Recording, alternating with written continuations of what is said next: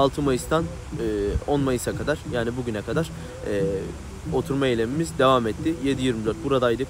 Gerek marşlar, ezgiler, onun dışında sosyal aktiviteler olsun, her şeyi yaptık.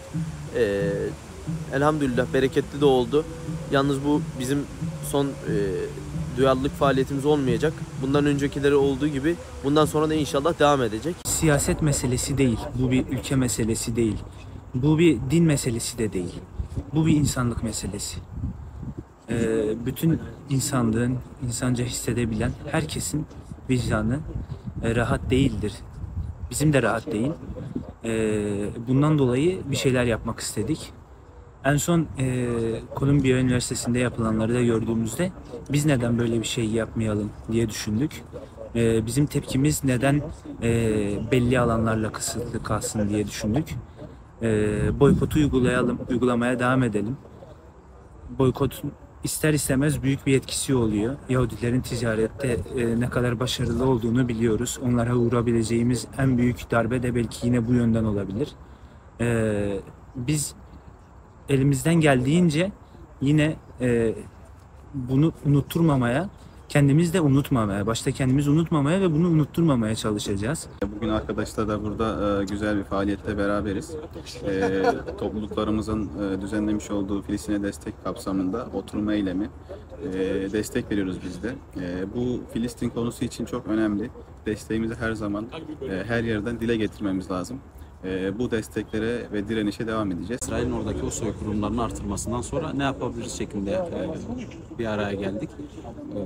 Bu eylemimizden önce yürüyüş düzenledik, onun dışında basın açıklamaları yaptık. Sonrasında Amerika'daki üniversiteli öğrencilerin sokaklarda, üniversite içerisinde yaptığı o oturma eylemlerine binaen bizler de neden bunu yapıp onlara desteğimizi belirtmiyoruz. Hem üniversiteli öğrenciler hem de Filistin'deki insanlara neden desteğimizi belirtmiyoruz diyerekten bir oturma eylemi planladık. Birkaç gündür buradayız. Burada olmaya devam edeceğiz. Oturma eylemimizin süresi bittikten sonra da biz Filistin'le ilgili eylemlerimize devam edeceğiz. Birçok arkadaşımız, birçok akademisyen hocamız destek olduğu yönetimden destekler oldu ve olmaya da devam ediyor. Ziyaretçilerimiz olmaya devam ediyor. Buradaki amacımız zulmü duyurmaktır. Yaşanan bir zulüm var ve biz bu zulümle karşısındayız. Zulmün yanında değiliz. Bunu belirtmektir. Ve aynı şekilde devam edeceğiz. Ne yazık ki şu ana kadar dünya devletleri herhangi bir somut adım atamadı ve Filistin'de yaşanan zulme karşı ne yazık ki İsrail'in yaptığı saldırılar engellenemedi. Dünya devletleri burada üzerlerine düşen vazifeyi ne yazık ki yerine getiremedi. Ancak vicdan sahibi insanlar dünyanın pek çok yerinde Filistin'de yaşanan zulme karşı orada masum sivillerin öldürülmesini, orada hastanelerin bombalanmasını, orada yaşanan bu zulmü haykırıyorlar sokaklarda, meydanlarda ve üniversitelerde.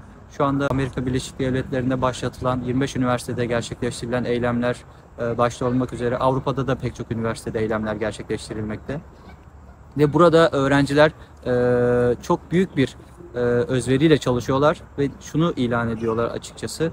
Kendi ülkelerini protesto ediyorlar. Pek çok Avrupalı devlet ve Amerika başta olmak üzere dünyanın pek çok ülkesi İsrail'i açık açık desteklediğini ilan etmişken bu ülkelerdeki üniversiteli öğrenciler bulundukları kampüslerde kendi devletlerini protesto ediyor. Bu zulme ortak olmayın, insanların kanına bulaşmayın diye haykırıyorken bizler burada oturamazdık. Üniversiteli arkadaşlarımızla biz de bir oturma eylemi başlattık ve hem Filistin'e desteğimizi hem de dünyanın genelinde bulunan üniversiteli arkadaşlarımıza desteğimizi ilan etmek için buradayız. Mazlumun canı yansa ahı bize dokunur, ahı bize dokunur. Düşmez dilimizden, sökülmez kalbimizden. En kutlu sözdür bu, la ilahe illallah. Düşmez dilimizden, sökülmez kalbimizden. En kutlu sözdür bu, la ilahe illallah. La